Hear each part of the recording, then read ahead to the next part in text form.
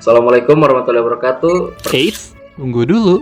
Selasa kemarin kami mendapatkan tugas Bahasa Indonesia dari dosen pengampu Ibu Waode Irawati SPD MPD untuk memaparkan materi laporan penelitian dan laporan pelaksanaan kegiatan. Namun, sebelum mulai, kenalan dulu yuk sama anggota kelompok kami. Perkenalkan, nama saya Muhammad Umar Salim Tamimi dengan NIM 511423010. Nama saya Muhammad Al-Ghafarisya dengan NIM 511423007.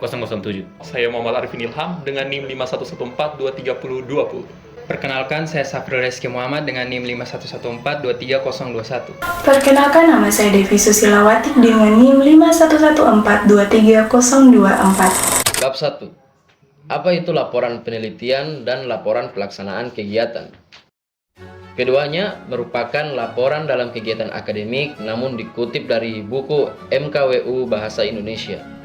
Laporan penelitian berarti bagian dari aktivitas ilmiah yang harus dijalankan oleh mahasiswa saat menempuh pendidikan di perguruan tinggi, seperti penulisan karya ilmiah, skripsi, dan tugas akhir guna menyelesaikan studi.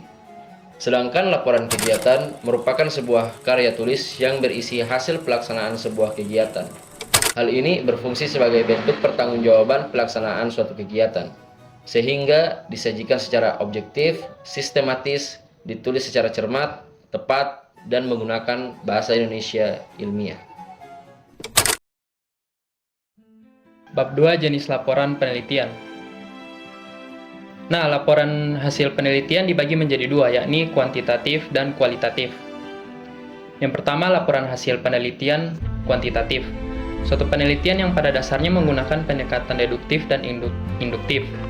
Jadi, simpelnya berasal dari kerangka teori atau gagasan para ahli, kemudian dikembang menjadi beberapa permasalahan beserta pemecahannya, guna memperoleh pembenaran melalui dukungan data empiris.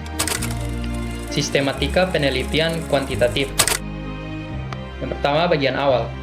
Memuat halaman sampul, lembar logo, halaman judul, lembar persetujuan pembimbing dan penguji, abstrak, prakata, daftar isi, daftar tabel, daftar gambar, daftar lampiran, dan daftar lainnya.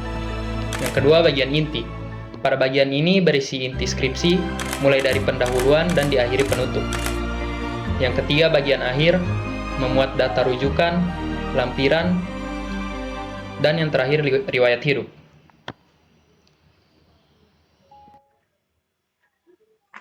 Nah, kita bisa lihat di sini.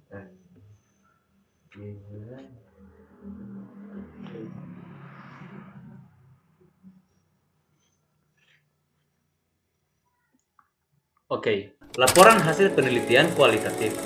Jenis ini berusaha mengungkapkan gejala secara menyeluruh sesuai dengan konteks, holistik kontekstual, melalui pengumpulan data dari latar alami dengan peneliti sebagai instrumen kunci.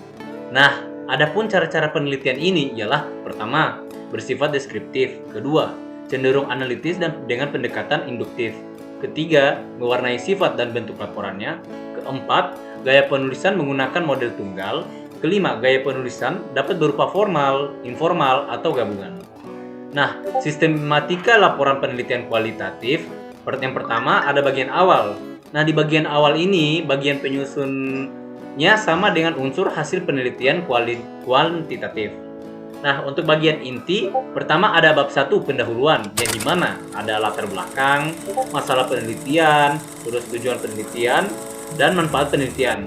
Nah, untuk bab 2 ada kajian pustaka, bab ketiga ada metode penelitian, yang dimana di dalam metode penelitian ini ada gambaran umum lokasi penelitian, terus pendekatan dan jenis penelitian, sumber data yang berisi populasi dan sampel, terus teknik pengumpulan data, teknik analisis data, dan tahap-tahap penelitian. Nah, untuk bab berikutnya itu ada bab keempat, yaitu hasil penelitian dan pembahasan. Dan bab terakhir, yaitu bab kelima, ialah penutup.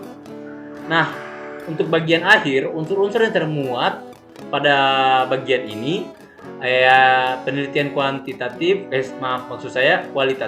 sama dengan unsur-unsur pada skripsi hasil penelitian kuantitatif, kecuali untuk lampiran-lampiran disesuaikan dengan kebutuhan. Oleh karena unsur-unsur bagian awal dan bagian akhir hasil penelitian kualitatif sama dengan skripsi hasil penelitian kuantitatif, maka yang perlu dijelaskan hanya bagian inti saja. Nah, selanjutnya akan dilanjutkan oleh teman saya. Di sini saya akan membahas tentang materi laporan pelaksanaan kegiatan, yang dimana laporan ini dibuat pasca kegiatan berakhir. Karena secara harfiah, laporan kegiatan merupakan bentuk penyampaian atau pemberitahuan berita dari seorang bawahan terhadap atasannya tentang pelaksanaan suatu penyampaian informasi sepanjang berlangsungnya suatu kegiatan dari panitia ke pihak-pihak yang terkait di dalamnya. Adapun jenisnya, laporan pelaksanaan kegiatan dibagi menjadi 5, yakni 1. Laporan peristiwa, 2. Laporan kegiatan, 3. Laporan diskusi, 4. Laporan perjalanan, dan 5. Laporan penelitian. Sekian dari saya. Baik, kita masuk ke dalam bagian sistematika, yaitu sistematika dari laporan kegiatan, adapun terdiri atas 4 buah. Yang pertama, yaitu judul. Kemudian yang kedua ialah kata pengantar. Dan yang ketiga diisi oleh daftar isi. Adapun yang keempat berisi sebuah laporan yang dimana di dalamnya terdapat pendahuluan, latar belakang, tujuan kegiatan, isi, saran, penutup, daftar pustaka, lampiran.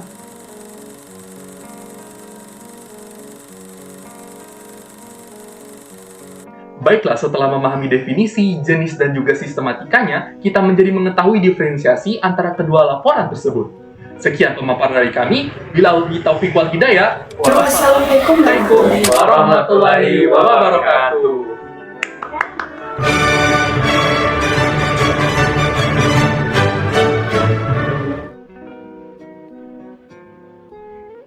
Baiklah, setelah memahami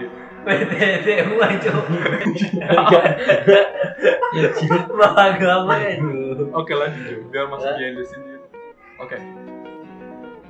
Baiklah, setelah memahami definisi, jenis, dan juga sistematikanya, kita menjadi mengetahui air temu kan.